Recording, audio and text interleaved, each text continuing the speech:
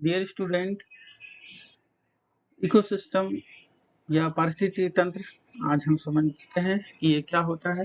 लेकिन उससे पहले हम इकोलॉजी शब्द को समझते हैं। इकोलॉजी शब्द जो है ग्रीक भाषा के दो शब्द से मिलकर बना है, जिसके दो शब्द हैं, ओइकोस और लोगोस। तो ओइकोस का मतलब होता है हाउस। हाउस का मतलब यहाँ हम पृथ्वी से लेते हैं, और लोगोस का अर्थ लेते हैं हम अध्ययन से।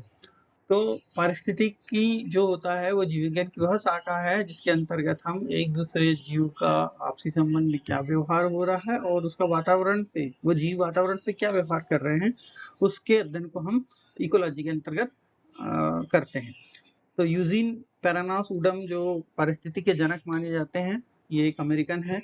उनको पारिस्थितिकी का जनक माना जाता है।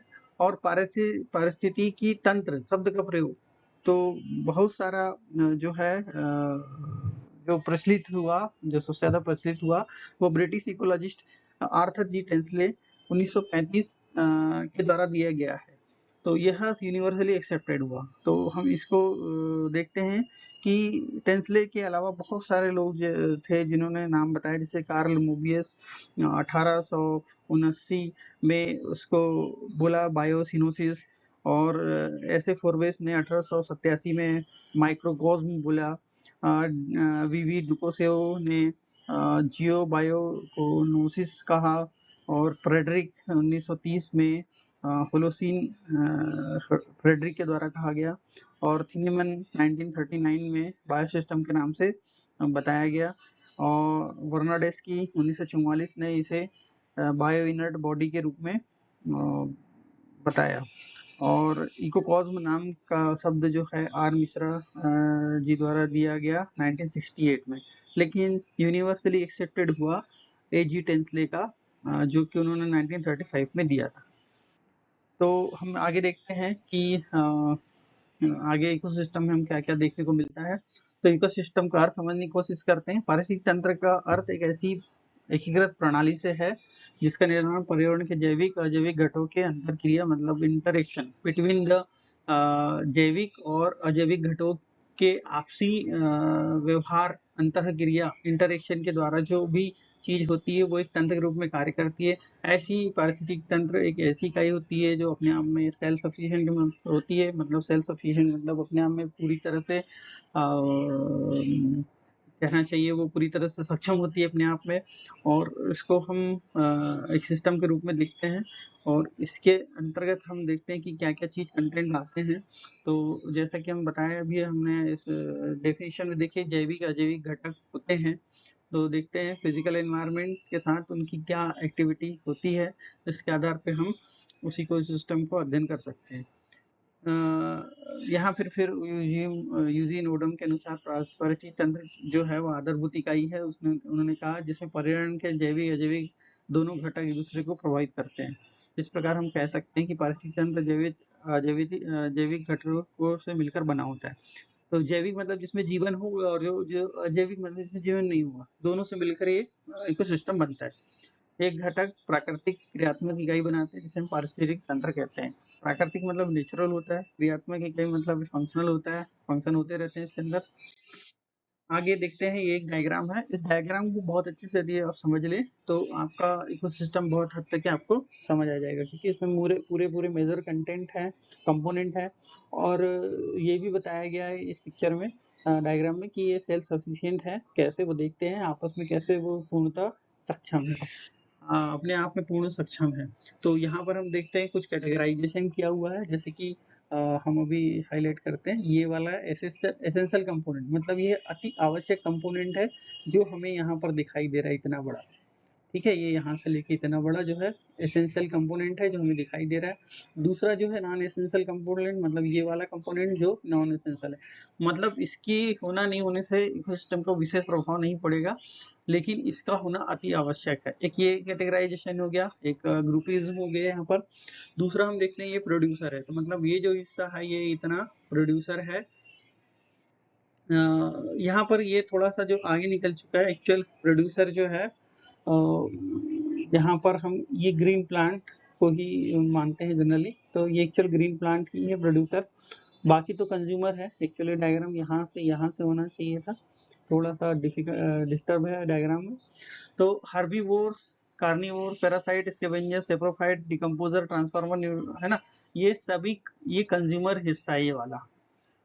अच्छा, ये वाला जो हिस्सा है green plant, decomposer, transformer, herbivorous, parasite, scavenger, saprophyte, carnivorous, ये जो पूरा का पूरा हिस्सा है ये लिविंग कंपोनेंट है। और दूसरा हिस्सा जो दिखाई दे रहा है ये वाला हम बात करें, जिसमें हम दिख रहा है हमको सन, है ना, और न्यूट्रिएंट्स। न्यूट्रिएंट्स कहाँ मिलेंगे? एटमॉस्फेयर में एंड लैंड में। तो लैंड और एटमॉस्फेयर में हमको पूरा न्यूट्रिएंट्स होता है, और जो सन है वो केवल एनर्जी के लिए, हमें एनर्जी का जो रोल प्ले करता है वो सन के द्वारा ही पूरी एनर्जी चलती रहती है यहाँ पर। अब यहाँ पर देखना डायग्राम में एक खास बात और है कि यहाँ पर सभी में एरो बनाए गए हैं। तो एरो दो कलर के बनाए गए हैं, एक काला है और एक लाल है। तो लाल और काले को हमको बहुत ध्यान देना है। तो जो लाल वाला है वो ऊर्जा का संचरण दिखा रहा है, ऊर्जा किस तरह से चल रही है। और जो काला वाला है वो हमें जो रेखा है दिखाई दे रही है, रेखा जो बनी काली वाली, एरोज बने हैं, ये हमें न्यूट्रिएंट्स की चीजों को बता रहा है। तो यहाँ पर दो बात आती है जो वेरी इंपॉर्टेंट है, इकोसिस्टम डायनेमिक्स के बारे में हम जानते हैं, जिसको के नाम से जानते हैं। तो यहाँ पर यहाँ दो चीज घटित हो रही है, एक तो साइकिल ऑफ न्यूट्रिएंट्स होता है और दूसरा होता है एनर्जी पाथवे। अब एनर्जी पाथवे इसलिए क्योंकि ये यहाँ से निकलती है और यहाँ जहाँ जहाँ से भी उसको जाना है जाती है और एट लास्ट एनवायरनमेंट में रिलीज हो जाती है। मतलब एनर्जी वापस सन के पास नहीं जाती, नहीं तो ये भी साइकिल हो जाता। तो ये हो ही नहीं सकता।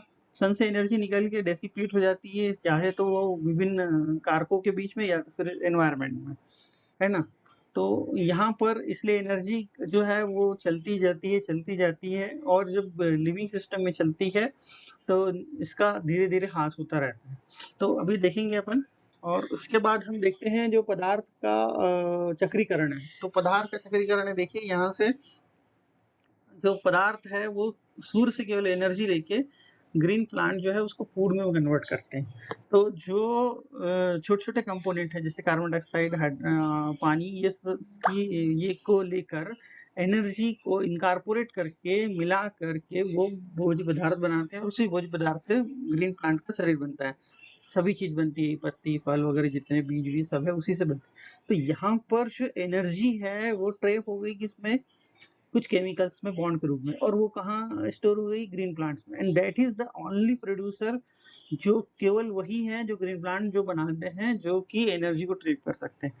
तो ग्रीन प्लांट ही लिखा है, जबकि यहाँ पर और भी है जैसे साइनोबैक्टीरिया और भी चीजें जो होंगी वो सभी प्रोड्यूसर के रूप में आएंगे, चाहे वो केमिकल एनर्जी को लेकर भोजन बनाए, वो सभी क्या कहलाएंगे? प्रोड्यूसर्स कहलाएंगे। तो यहाँ हमने केवल ग्रीन प्लांट लिखा है, यहाँ सभी चीज आएगी। तो ग्रीन प्लांट हर्बीवोर्स भी खाता है, पैरासाइट भी उसके ऊपर लगते हैं ग्रीन प्लांट के ऊपर, स्कैवेंजर भी कुछ खा लेते हैं इसको, और नहीं तो फिर सड़ता गलता रहता है यदि पौधे का हिस्सा तो उससे प्रोफाइड है। इसलिए देखिए हर किसी में पौधे के से एरो गया हुआ है इस तरह से, ठीक है। हर्बीवोर्स को कार्निवोर्स खाते हैं, ठीक है। कार्निवोर्स पर भी पैरासाइट लगते हैं, कार्निवोर्स मर जाएंगे तो स्कैवेंजर उसको खाते हैं, या फिर नहीं खा पाए तो वो सड़कर इससे प्रोफाइट्स के द्वारा डिकम्पोज हो जाते हैं। तो इस तरह से ये जो सभी चीज है एट लास्ट डिकम्पोजर के पास चली जाती है, ये सभी के द्वारा, चाहे ग्रीन प्लांट हो, हर्बीवोर्स, पैरासाइट, स्कैवेंजर, सेप्रोफाइट हो, चाहे कोई भी हो, कार्निवोर्स भी क्यों ना हो, वो सभी कहाँ चल जाते हैं? डिकम्पोजर में। डिकम्पोजर उसको डिकम्पोज करते हैं, ट्रांसफॉर्मर उसको ट्रांसफॉर्म करते हैं उस कंस्टिट्यूएंट्स में, मतलब उस अवयव में जहां पर कि उसका मूल रूप आ जाता है। जैसे कार्बन डाइऑक्साइड के रूप में यदि पहुंचा दिया जाता है तो वो जो डिकम्पोज किया हुआ थोड़ा बहुत जो बचा कुछ है उसको ट्रांसफॉर्म कौन करता है? ये लोग करते हैं। न सिर्फ ये बल्कि मिनरल्स, जितने भी मिनरल्स हैं वो वापस पृथ्वी में मिट्टी में मिल जाते हैं, तो ट्रांसफॉर्मर्स उनको अपने मूल अवस्था में पहुंचा देते हैं। और इस तरह से यहाँ पर देखेंगे तो हमारा जो न्यूट्रिएंट्स पूल कहते हैं जिसको हम, तो न्यूट्रिएंट पूल जो होता है और एक रिजर्वायर पूल होता है, ठीक है। तो रिजर्वायर पूल जो है वो हमारा वो बड़ा रहता है, वहीं से हमें चीजें मिलती हैं, चाहे वो लैंड हो, एटमॉस्फेयर हो, या ओशियन हो, या वाटर बॉडी हो। तो वहां से हमें न्यूट्रिएंट्स मिलते हैं, चाहे वो पृथ्वी से मिलते हो, जल से मिलते हो, चाहे आकाश से मिलते हो, मतलब एटमॉस्फेयर से मिलते हो। तो ये सभी तीनों चीज मिला के रिजर्वायर पूल बनाते हैं। रिजर्वायर पूल जो होता है न्यूट्रिएंट पूल से, जो न्यूट्रिएंट पूल रहता है इसके अलावा होता है जो भी हिस्सा है, तो न्यूट्रिएंट पूल मतलब जो लिविंग बीइंग में न्यूट्रिशंस है वो न्यूट्रिएंट पूल है, और जो रिजर्वायर पूल है वहां से न्यूट्रिएंट पूल की ओर पदार्थ पहुंचते हैं। तो इस तरह से साइकिल जो है न्यूट्रिएंट पूल से रिजर्वायर पूल से न्यूट्रिएंट पूल के बीच में चलती रहती है। और एनर्जी जो है इस तरह से सन से आती है, जो ओनली सोर्स है हमारा, हमारी पृथ्वी का एकमात्र सोर्स जो है वो सन है। चाहे आज हम किसी प्रकार की भी एनर्जी पृथ्वी पर देखते हैं, वो एक्चुअल होती किसकी है? सूर्य की, क्योंकि सूर्य ही से ही हम बने हैं। सूर्य के ही आकर्षण से पदार्थ इकट्ठे होकर पृथ्वी बनी है। तो मतलब देखा जाए तो वो सब जो है कहीं ना कहीं सूरज के कारण टिकी हुई है, और इसलिए उसी का हम सोर्स मान सकते हैं। और मैक्सिमम जो इस पृथ्वी पर एनर्जी चल रही है, तो जो भी टेम्परेचर मिल रहा है सूर्य से मिल रहा है, जिसके कारण हवाएं चल रही है, जो भी चीज हो रही है, सन से हमें प्लांट एनर्जी मिल रही है, गर्मी मिल रही है, प्लांट उससे भोजन बना रहे हैं। तो देखा जाए तो सन इज द ओनली सोर्स। हमें यदि फॉसिल फ्यूल भी मिल रहा है तो किससे मिल रहा है? सन से। क्यों? क्योंकि ग्रीन प्लांट जो भी बायोफ्यूल कहते हैं ना उसे, पेट्रोलियम पदार्थों, तो बायोफ्यूल किससे बना है? ग्रीन प्लांट से। और जो नीचे दब गया और पेट्रोलियम पदार्थ में कन्वर्ट हो गया, या जो कोयला देखते हैं, ये सब कुछ देखते हैं, वो सब किससे मिलता है? हमें सन से ही मिल रहा है। क्योंकि कभी ना कभी वो सन की एनर्जी को ट्रैप की गई थी, जो कि आज जमीन के अंदर जमा हो गई है, और हम उसे as a non renewable source के रूप में वो यूज करते हैं। तो ये आपको समझना होगा कि sun is the only source in which we from which we find the energy. The only source मतलब एकमात्र हमारे पास साधन है ऊर्जा का, इसके अलावा कोई साधन नहीं है। पवन ऊर्जा भी है कहीं ना कहीं सूर्य से, क्योंकि हवाएं चलती है टेम्परेचर डिफरेंसेस के कारण, तो हमें क्या मिलता है? एनर्जी मिलती है। तो वो भी सब किसके द्वारा है? सन के द्वारा। It mean sun is the only source for the life in this earth, on this earth. तो इस बात को बहुत अंदर से समझने की कोशिश करेंगे अपन। फिर आगे चलते हैं, देखते हैं कि क्या अपन समझ पाते हैं। पारिस्थितिक तंत्र के प्रकार, टाइप्स ऑफ पारिस्थितिक तंत्र, टाइप ऑफ इकोसिस्टम। दो प्रकार का हो सकता है। नेचुरल, जो नेचुरल द्वारा बनाया गया। आर्टिफिशियल, जैसे हमने बनाया, एक्वेरियम है, खेत है, और हमारा गार्डन है, या बोलो बगीचा है फल का, ये आर्टिफिशियल इकोसिस्टम हम बनाते हैं। जो नेचुरल बना है, चाहे वो समुद्र हो, जंगल हो, या तालाब हो, नेचुरली बना हुआ हो, है ना, तो वो सब जो है वो नेचुरल बना है तो नेचुरल, आर्टिफिशियल बना है तो आर्टिफिशियल। इसमें विशेष कुछ नहीं है, जैसा जो बना उसको हम मानेंगे वैसे। अब देखते हैं पारिस्थितिक तंत्र के घटक। तो घटक हमने अभी ऊपर में बात की थी, एक जैविक घटक होता है और एक अजैविक घटक। तो हम जैविक घटक को बायोटिक कंपोनेंट बोलते हैं, और अजैविक घटक को एबायोटिक कंपोनेंट कहते हैं। तो जिसमें जीवन है सभी को हम किस में रखेंगे? जैविक घटक। दो प्रकार से हो सकता है, ऑटोट्रॉफिक मतलब जो स्वयं को भोजन बना लेते हैं, जो स्वयं को भोजन नहीं बना पाता वो दूसरा। तो जितने भी स्वयं को भोजन बनाने वाले हैं हम उनको प्रोड्यूसर या ऑटोट्रॉफिक कंपोनेंट कहते हैं। और जो नहीं बना पाते भोजन, या उन स्वपोषी के बनाए भोजन को ही अपने भोजन के रूप में ग्रहण करते हैं, उसको हम हेटरोट्रॉफिक बोलते हैं। और इसमें सभी कंज्यूमर्स आते हैं, चाहे वो प्राइमरी हो, सेकेंडरी, टर्सरी हो, या टॉप कार्निवोर्स हो, जो भी, तो सब इसमें आते हैं किसमें? हेटरोट्रॉफिक कंपोनेंट में।